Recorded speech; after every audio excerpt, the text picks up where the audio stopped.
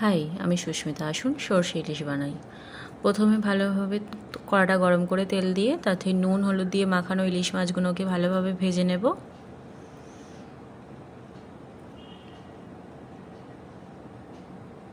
মাছগুলো একটু হয়ে আসলে মাছগুলো অপর পিঠটাও ভালোভাবে ভেজে নেব। মাছগুলোর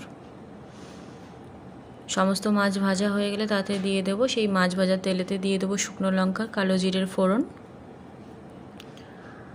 তারপরে তাতে দিয়ে দেব ছোট ছোট করে কোচানো পেঁয়াজ আর কাঁচা লঙ্কা।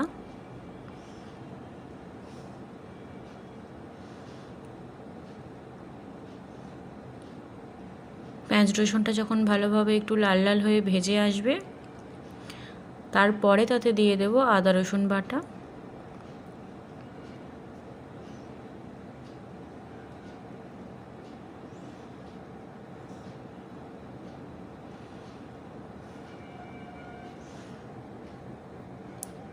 আদা রসুনটা ভালোভাবে লাল লাল করে ভেজে নেব।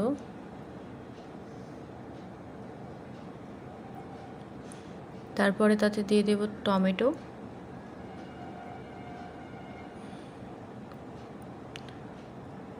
ভালোভাবে নেড়ে ছেড়ে মশলাকে কষিয়ে নেব। তারপরে একটু হয়ে আসলে তাতে লবণ, লঙ্কার গুঁড়ো, হলুদের গুঁড়ো সমস্ত কিছু দিয়ে দেব, যেটা আমি দেখাতে ভুলে গেছি আপনাদের। তারপরে তাতে দিয়ে দেব জিরে, সর্ষে, পোস্ত বাটা একসাথে দিয়ে ভালোভাবে তাকেও তেল ছাড়া পর্যন্ত তাকে ভালোভাবে কষাবো। তারপরে তাতে পরিমাণ মতো জল দেব।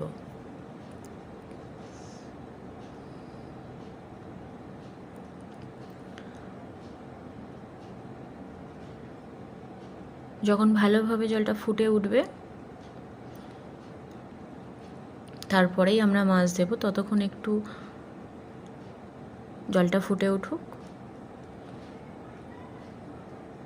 মাছগুলো দিয়ে 10 মিনিট আমরা ফুটিয়ে নেব।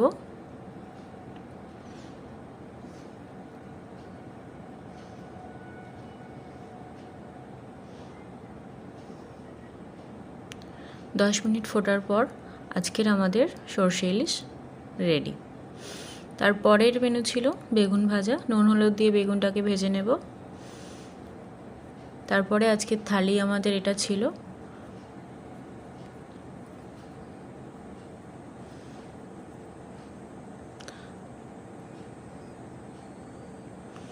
আমাদের থালিতে ছিল সাদা ভাত, লঙ্কা, লেবু, তার সাথে বেগুন ভাজা, পটল ভাজা, কুমড়ো চিংড়ি, চিংড়ির ডাল আর সরষে ইলিশ। নমস্কার, ভালো থাকবেন।